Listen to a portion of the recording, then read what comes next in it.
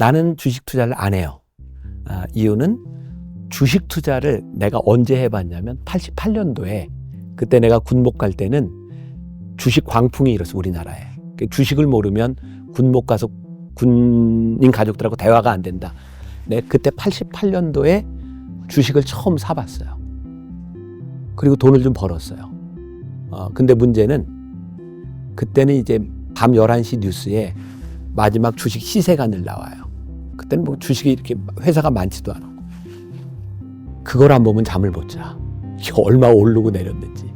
그래서 이제 몇 달 하다가 내가 주식을 딱 팔고 그때부터 결심한 건 나는 주식을 안 한다. 이유는 목회에 도움이 안 돼요.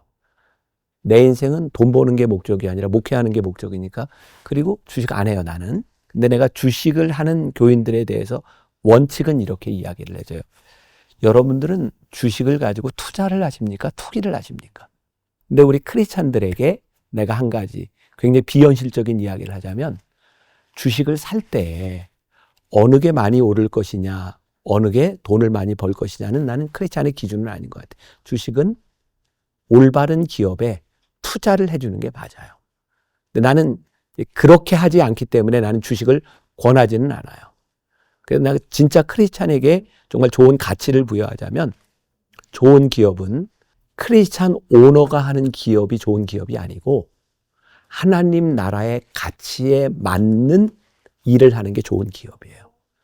그런 기업에는 투자를 해줘라. 또 장기 투자를 해라. 그리고 그 기업이 잘 돼야 나라와 민족, 우리 사는 사회가 좋아져요. 그러니까 기준을 얘기하자면 하나님 나라에 반하는 회사에는 투자하지 말라.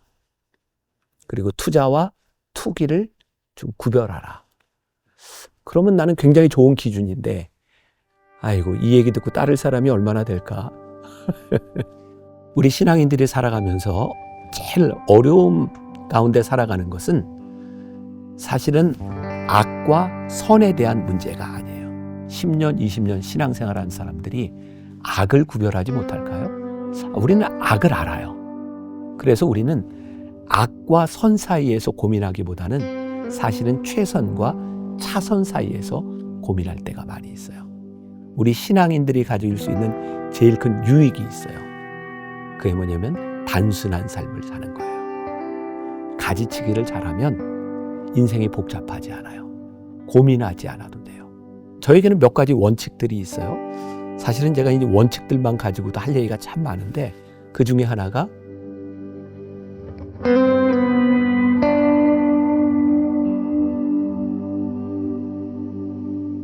아마 인생을 살아가는 우리들 모두에게 그런 소원 같은 게 있을 거예요. 내 삶의 가지치기를 잘하면 좋겠다. 또 내가 포기를 잘하면 좋겠다. 이런 마음이 들 것 같아요. 그만큼 쉽지 않다는 얘기겠죠. 가지를 치는 것과 포기를 잘하는 법. 제가 제 삶에서 이 부분을 이렇게 고민하게 됐던 때가 있어요. 언제냐면 제 삶의 목회 여정에 영적 침체기를 걸어갈 때였어요. 제가 40대 초중반 지나가면서 사람이 이러다 죽을 수 있겠구나. 몸이 많이 아팠을 때 저에게 찾아온 위기는 죽음이었어요. 근데 죽음은 그렇게 무섭질 않았어요. 근데 힘들었던 건 남겨진 사람에 대한 제 아내 그리고 아이들이 혼자 어떻게 살아갈까 그런 고민이 있었고, 그래서 교회에서는 제가 언제 죽을지 모른다고 생각을 했기 때문에 제 아내를 위해서 생명보험을 3개씩이나 들어놔야 됐던 데니까 얼마나 심각하게 죽음을 생각했는가 상상이 될 것 같아요. 저에게 제일 힘들었던 건 사실 죽음도 제 몸이 아픈 것도 아니었어요. 제가 만나교회 담임 목사라고 하는 직책을 가지고 있는데 지금 내 상황이 우리 교인들과 교회에 걸림돌이 되면 어떡하나. 내가 도움이 되어야 되는데 내 인생이 이게 제대로 가는 건가? 그런 것에 대한 아픔 같은 게 있었어요. 그리고 내가 무엇을 포기해야 되나? 내 인생에서 어떤 것을 가지치기 해야 되나? 이 부분에서 제가 고민을 할 때 그 제임스 오 프레이저의 산비라는 책을 읽게 됐어요. 산비, Mountain Rains. 이 책은 리스족 선교를 하던 제임스 오 프레이저 선교사님의 이야기인데 제 느낌이 그랬어요. 이렇게 책을 보면서 산에서 이렇게 비가 추적추적 내리는데 리스족이 살고 있던 그 땅은 굉장히 고지대, 한 3,700, 4,000m 고지대에 늘 눈이 오고 있었다 그래요. 근데 산에서 내리는 비, 그게 저에게는 마음에 내리는 눈물 같았어요. 그리고 이 선교사님이 사역할 때 이 선교사님도 영적 침체기와 그리고 지금으로 얘기하면 공황장애, 우울증 같은 시간을 지났던 것 같아요. 그때 그 선교사님 가슴에 추적추적 내리는 그 산비가 눈물처럼 느껴졌던 것 같아요. 그의 삶의 이야기를 제가 조금 살펴보려고 해요. 프레이저 선교사는 영국의 아주 명문 대학, 임페리얼 대학에서 기계공학 전공했고 또 피아노에 뛰어난 재질을 가지고 있었다 그래요. 22살이던 1908년 허드슨 테일러, 전설적인 선교사죠. 허드슨 테일러가 세운 CIM, 중국 내지 선교사로 헌신을 하게 돼요. 재능이 많았던 그 사람이 하나님 앞에 헌신한다고 했을 때 그것은 무엇을 의미했을까? 얼핏 생각나는 게 참 많은 걸 포기했겠구나. 기계공학, 피아노 연주자. 근데 저에게는 이 포기라고 하는 말보다 반대의 단어가 생각이 나더라고요. 그게 뭐냐면 결단이었어요. 그러고 보니까 결단과 포기라고 하는 것은 반대의 의미가 아니라 동의어처럼 생각이 되더라고요. 결단이 없는 포기, 존재하지 않고 포기하지 않는 결단도 존재하지 않는 거죠. 우리들의 삶에는 선택의 순간들, 나이에 불문하고 무언가에 내가 우선순위를 두어야 될까 하는 순간들이 많이 와요. 그 말은 내가 가장 중요한 걸 생각하게 되면 덜 중요한 것을 가지치기 해야 된다는 거죠. 그러고 보니까 가지치기는 또 하나의 선택을 의미하는 거고, 오늘 이 시간을 통해서 우리가 좀 고민해 봐야 될 것 중에 하나가 우리의 삶의 가지치기는 무엇일까? 성경적으로 보면 이 가지치기에 대해서 제일 명확하게 설명해 주고 있는 게 요한복음 15장이에요. 포도나무 비유, 예수님의 비유에 의하면 농부이신 아버지가 가지치기를 하세요. 이유는 풍성한 열매를 맺기 위해. 가지치기를 당하는 대상은 굉장히 큰 희생, 아픔이 있지만 결국 가지치기를 하는 이유는 풍성한 열매를 맺기 위하여 가지치기를 하는 거죠.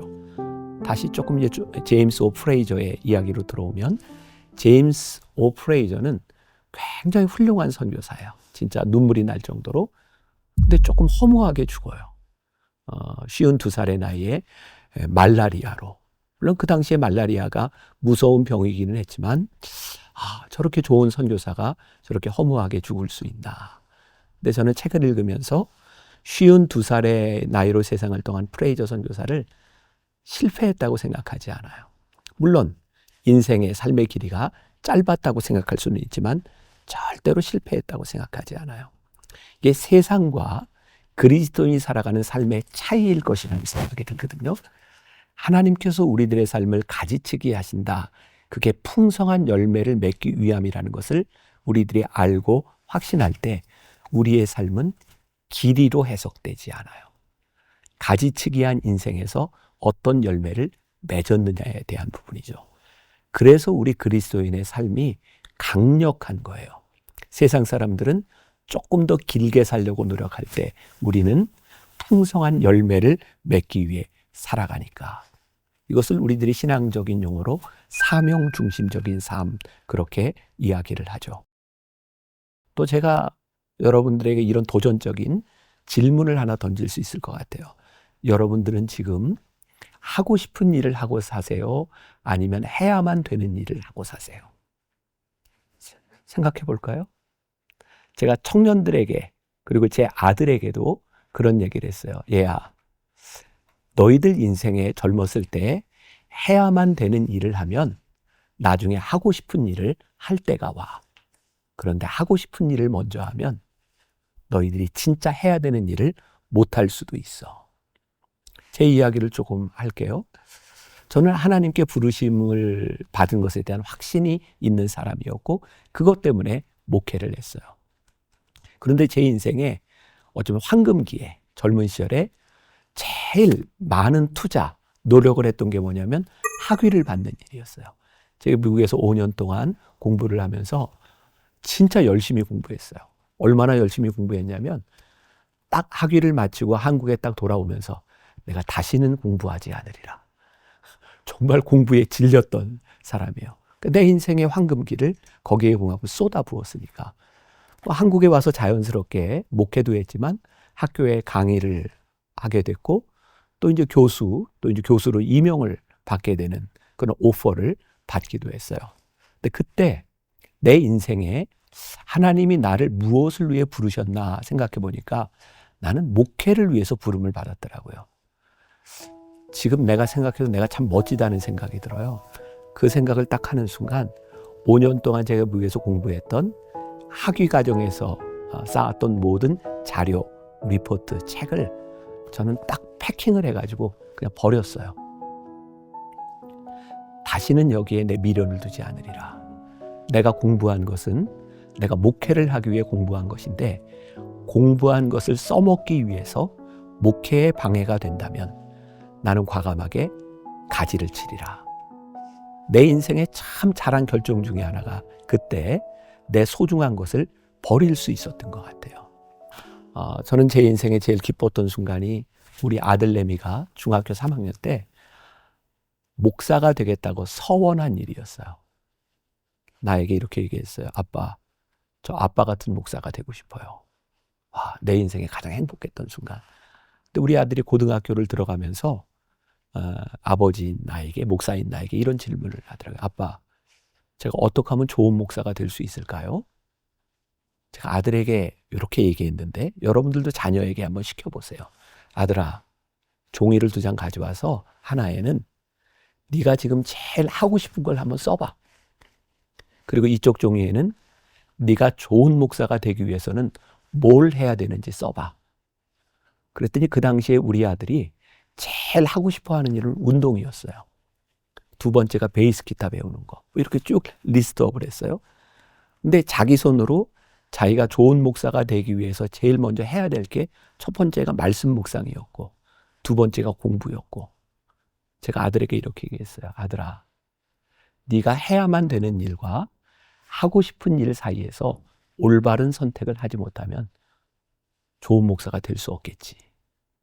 저는 제가 우리 아들에게 참 좋은 교훈을 해줬다고 생각해요. 우리들의 삶에 하고 싶은 일과 해야만 되는 일, 가지치기가 불명확할 때는 하나님 앞에서 우리들이 한번 리스트업 해보는 것도 굉장히 지혜로운 일일 것 같다는 생각이 들어요.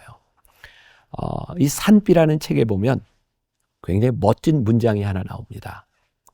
많은 사람들이 위대한 일을 꿈꾸며 하찮은 일을 하지만 하나님께서는 하찮은 일을 사명으로 알고 살아가는 사람을 위대하게 만드십니다.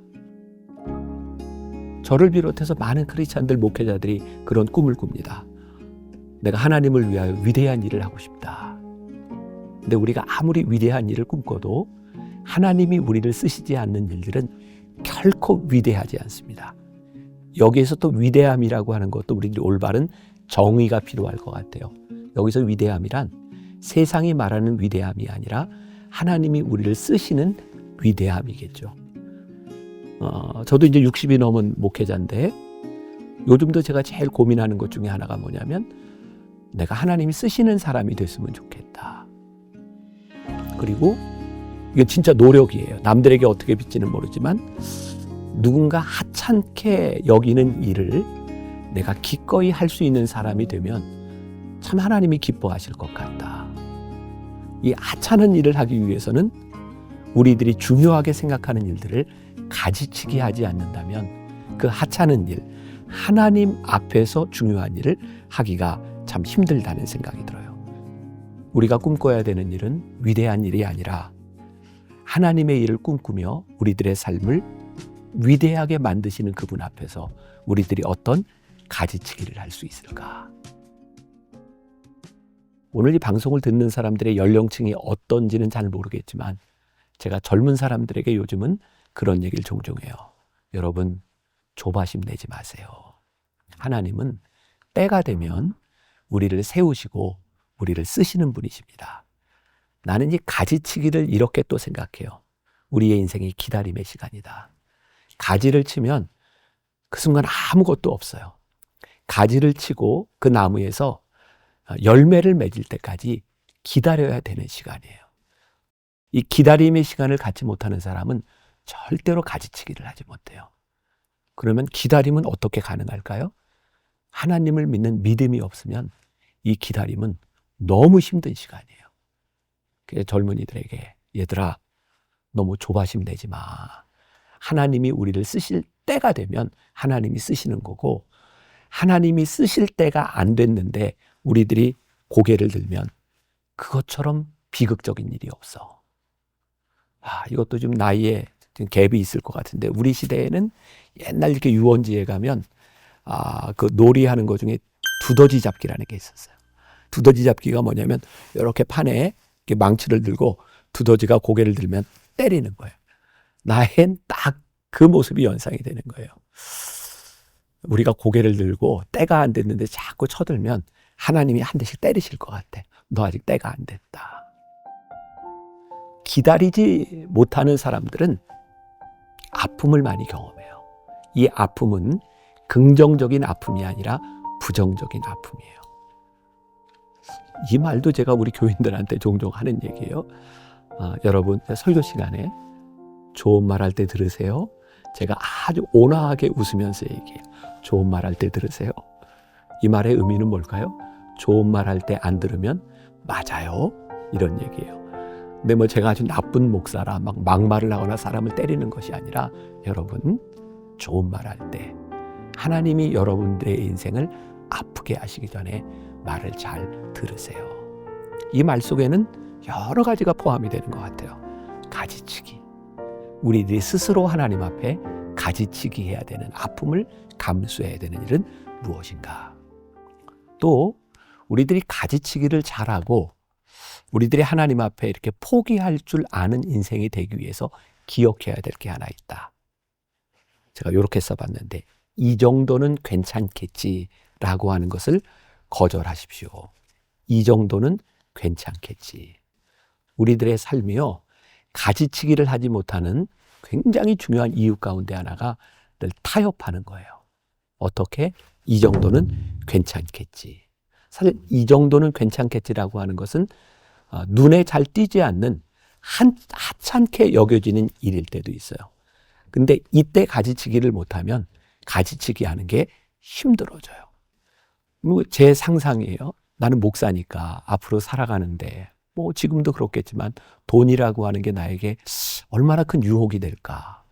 돈의 유혹을 가만히 생각해 보면 저는 큰 돈에 별로 유혹받지 않을 것 같아요. 왜냐하면 이 큰 돈은 남들이 다 알잖아요. 예를 들어서 뭐 10억, 100억 막 이런 돈은 내가 쉽게 유혹을 거절할 수 있을 것 같아요. 근데 작은 돈, 10,000원, 100,000원, 뭐 100만 원, 이건 내가 좀 어떻게 해도 남들이 모를 것 같아. 사실은 하찮은 것들이 우리들에게 훨씬 더 큰 유혹이 될 때가 있어요.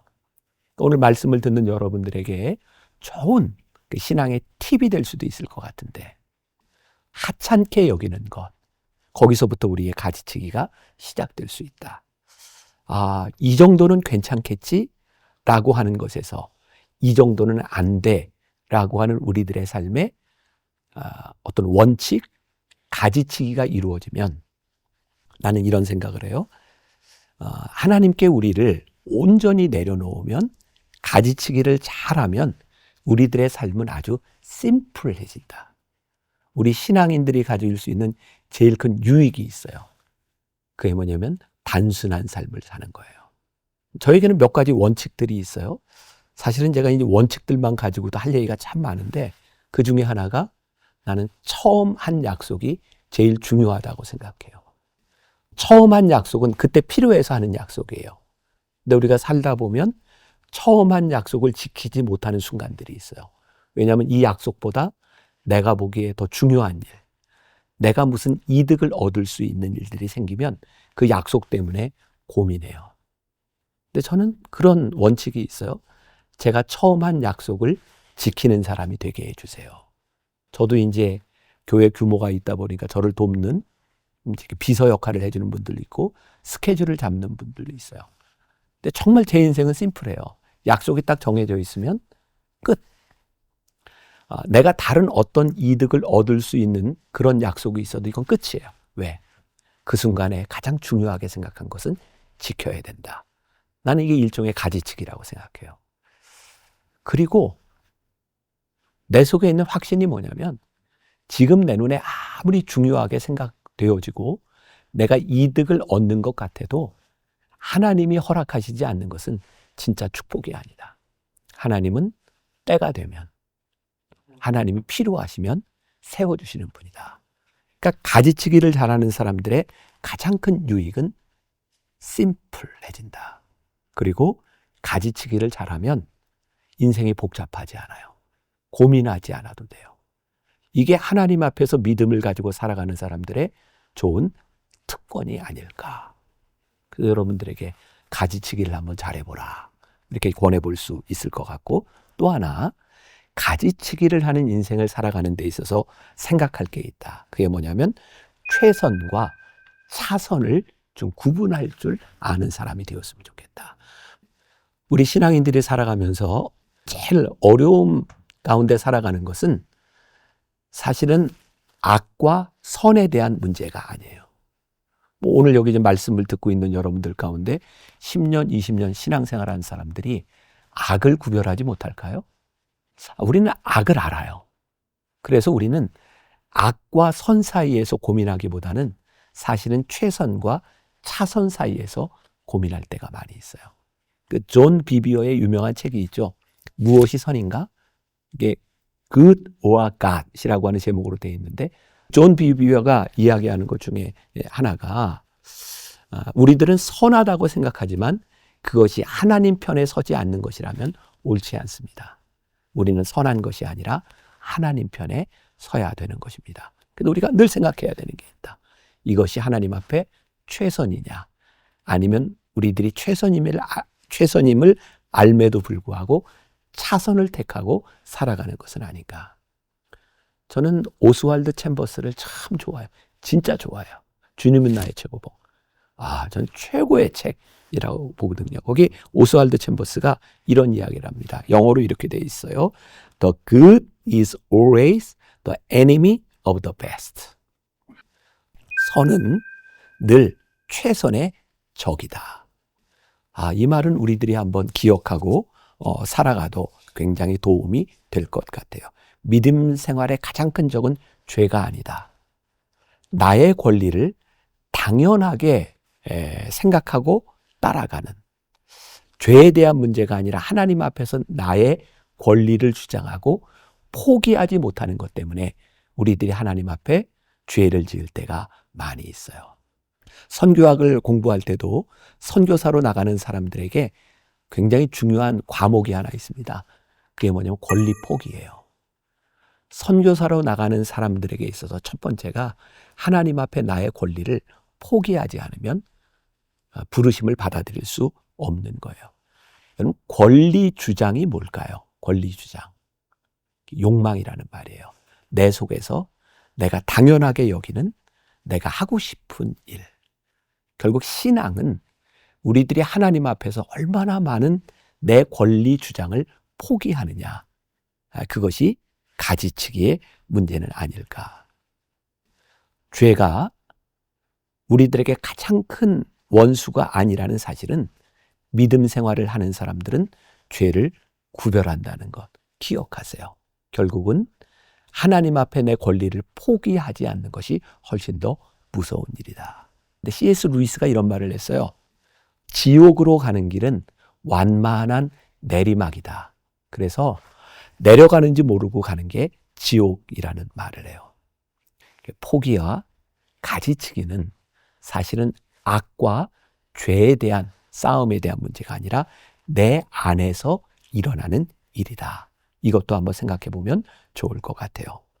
잘잘법에서 저에게 이런 문제에 좀 답을 해달라 한 게 있어요. 그게 뭐냐면 과거의 선택과 행동에 대한 후회 때문에 내 삶이 앞으로 나아가지 못하고 있다면 어떻게 해야 될까요? 살아 숨쉬는 사람 중에 자신이 살았던 삶에 대하여 후회가 없는 사람이 있을까요? 그리고 후회가 참 무서운 건 뭐냐면 그 후회로 인하여 죄책감이 든다는 거예요. 내가 그냥 잘못한 걸 한번 딱 잃어버릴 수 있으면 좋은데 그게 내 머릿속에 계속 남아있기 때문에 내 발목을 잡기 때문에 그게 힘든 거죠.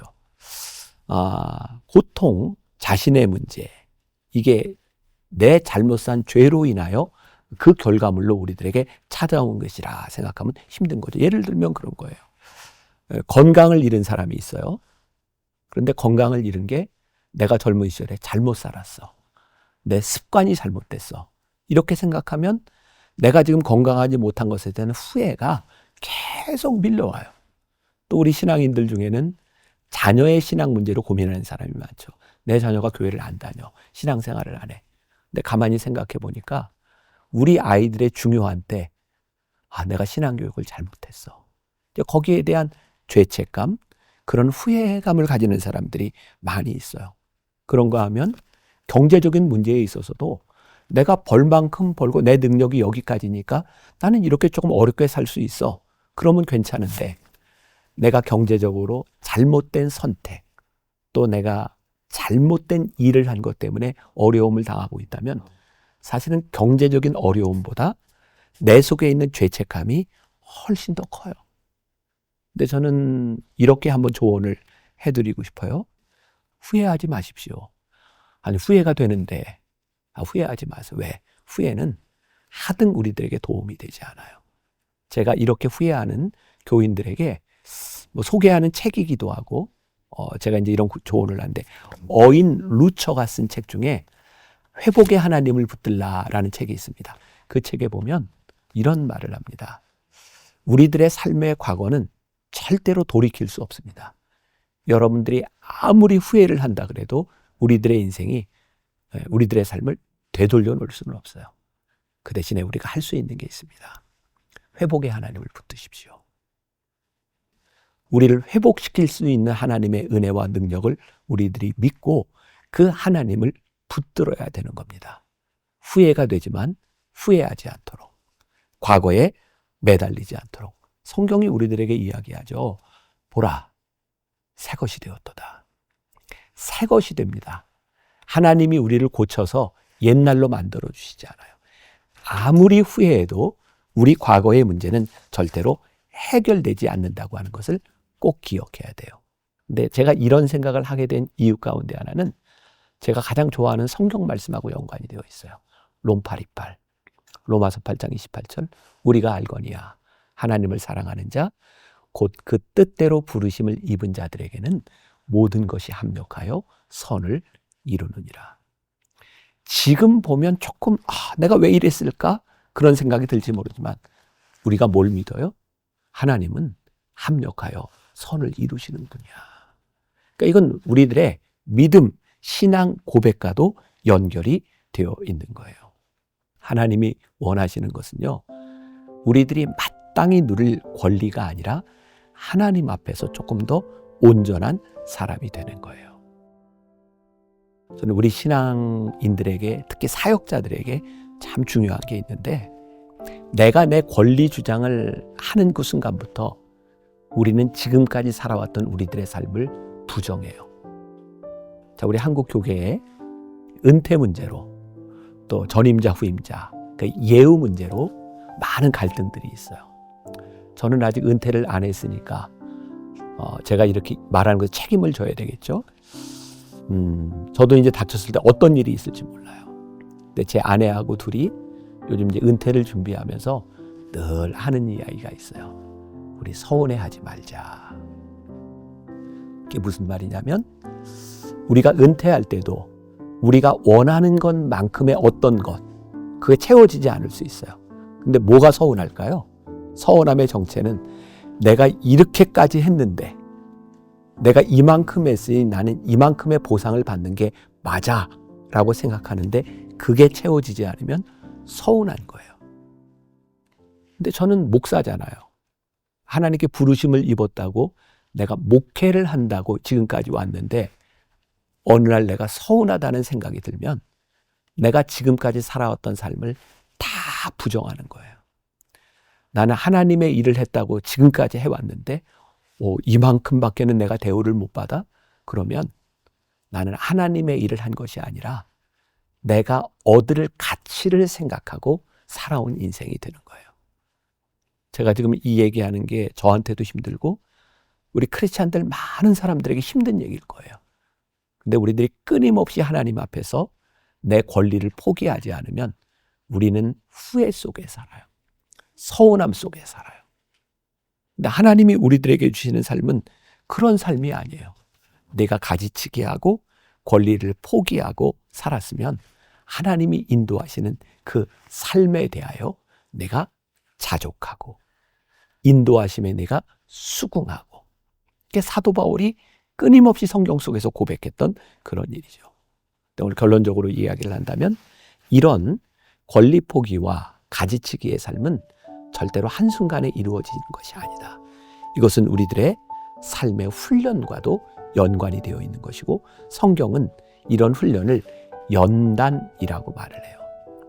가지치기 하는 게 쉽지 않은데 가지치기를 해보면, 포기하는 게 쉽지 않은데 포기해보면 하나님의 인도하심을 경험해요.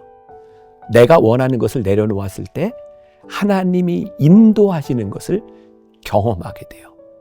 그러면 그때 또 다른 순종이 가능해지고, 그리고 우리들이 꿈꿔왔던 어떤 위대한 일, 그런 것이 아니라 진짜 하나님이 위대하게 사용하실 수 있는 일들에 대하여 포기, 권리 포기, 하나님의 선택, 이런 일들이 가능해지지 않겠는가. 지금 제가 나누었던 이 모든 이야기는 우리들의 삶에서 어느 날 갑자기 찾아오는 일회적인 일들이 아니라 끊임없는 우리들의 영적인 싸움, 훈련, 연단을 통해서 이루어지는 일이다. 저도 늘 마음속에 이렇게 늘 되뇌으려고 하는 게 있어요. 하나님, 제 사역의 끝자락에서, 제 인생의 끝자락에서 제가 제 권리를 주장하지 않는 사람이 되었으면 좋겠습니다. 그러면 신앙인의 길을 가는 것이 아닐까. 그게 잘 믿고 잘 사는 인생이 아닐까.